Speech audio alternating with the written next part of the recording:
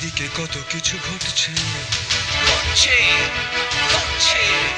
মুখে মুখে ঘটনা যার উঠছে, আড়ালে প্রকাশ্যে যা বলছে, তাই নিয়ে ক্যামেরা চলছে, ক্যামেরা চলছে, ক্যামেরা চলছে, ক্যামেরা চলছে।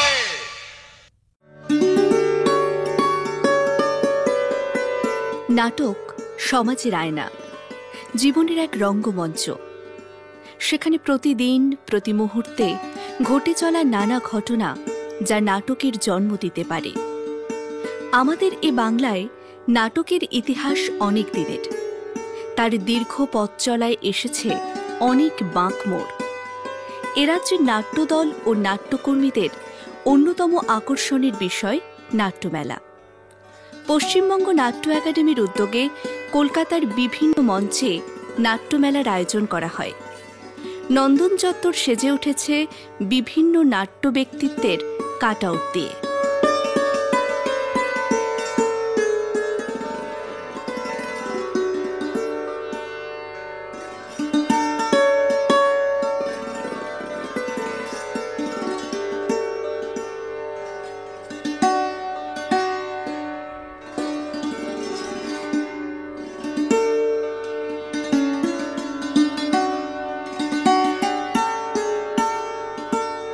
শুধু মহিলা নাট্যকর্মীদের কাট আউট দিয়ে সাজানো হয়েছে একটি এলাকা। নাট্যমেলায় শিশির মঞ্চে নৈহাটি ব্রাত্যজন পরিবেশন করে মাইকেল মধুসূদন দত্তের বুড়ো শালিকের ঘাড়ে রোম।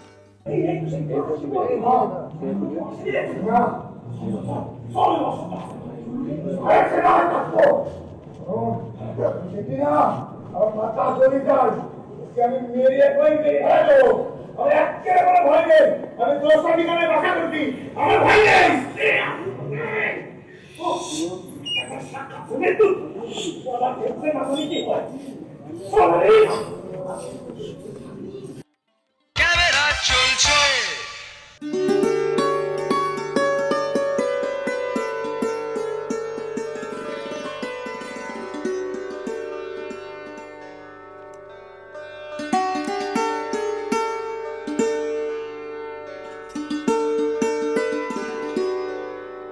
পশ্চিমবঙ্গ নাট্য একাডেমির উদ্যোগে গগনেন্দ্র প্রদর্শনশালায় বাদলদা জন্ম শতবর্ষ শীর্ষক একটি আলোকচিত্র প্রদর্শনী। চলুন ঘুরে দেখি।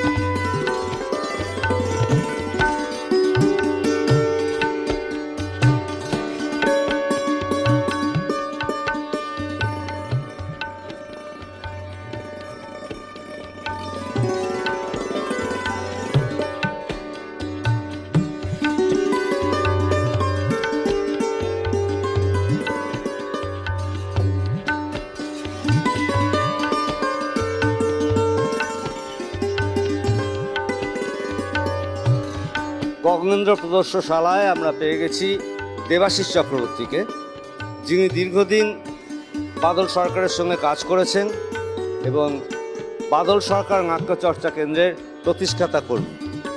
দেবাশিসদার কাছ থেকে আমরা জেনে নেব যে বাদল সরকারের নাটক, জীবন এবং কাজ নিয়ে। বাদলদা আমাদের বন্ধু, বাদলদা আমাদের পথপ্রদর্শক এবং অবশ্যই অসম্ভব ঘনিষ্ঠ মানুষ ব্যাপারটা বাদলদার কাছে ছিল সবচেয়ে ইম্পর্টেন্ট, যে মানুষের সাথে একটা সম্পর্ক রাখবে, একটা ভালোবাসা রাখবে, যার জন্য আমরা দেখতে পাই যে বাদলদা ভারতবর্ষে ফিরে আসার পর তিনি শতাব্দী নাট্যদল তৈরি করলেন। তার প্রসেনিয়ামে লেখা বিভিন্ন নাটক তিনি সেখানে করলেন। প্রথম দিকে তেমন সাড়া পায়নি, কিন্তু পরে বল্লভপুরের রূপকথা, আবু হোসেন এবং সাগনা মাহাতো বিপুল সাড়া পেলেন। এই রকম একটা সময় বাদলদা সিদ্ধান্ত নিলেন তিনি আর প্রসেনিয়ামে থিয়েটার করবেন না, তিনি চলে আসবেন অঙ্গনে, মানুষের মাঝে।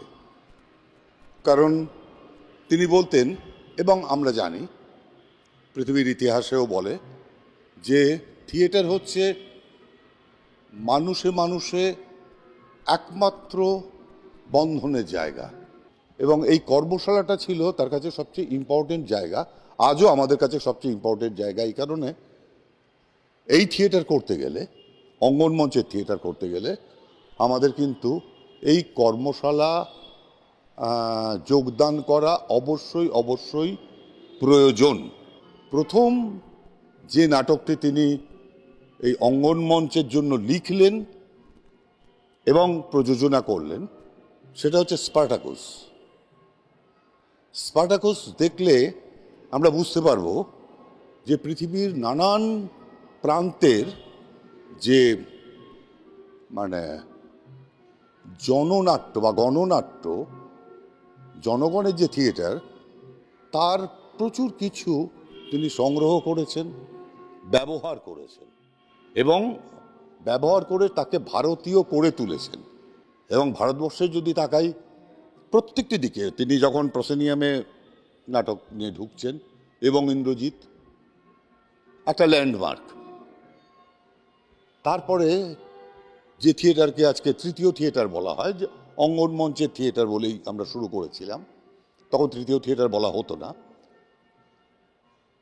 সেটাও আজকে ল্যান্ডমার্ক। রক্তকরবী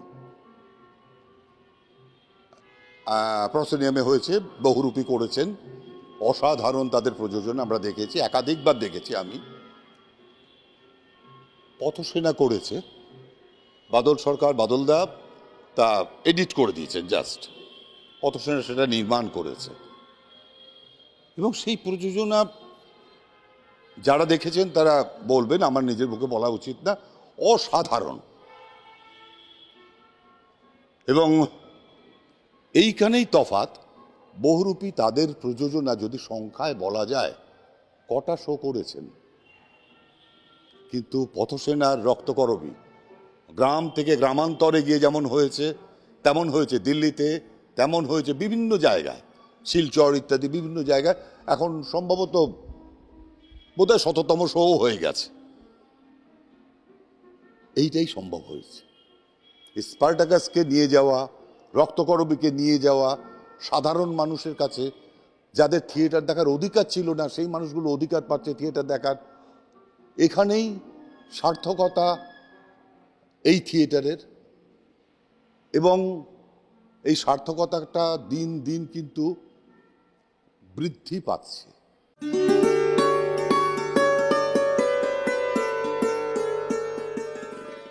এতক্ষণ আপনারা দেখলেন বাদলদা শীর্ষক আলোকচিত্র প্রদর্শনী। বাদলদা চলে গেছেন 2011 সালে। একটু ভুল বললাম, বাদলদা তো চলে যাননি, ওই তো বাদলদা কৃষ্ণনগরে 200 লোকের সামনে দাঁড়িয়ে চিৎকার করে বলছেন আমার জবাব না।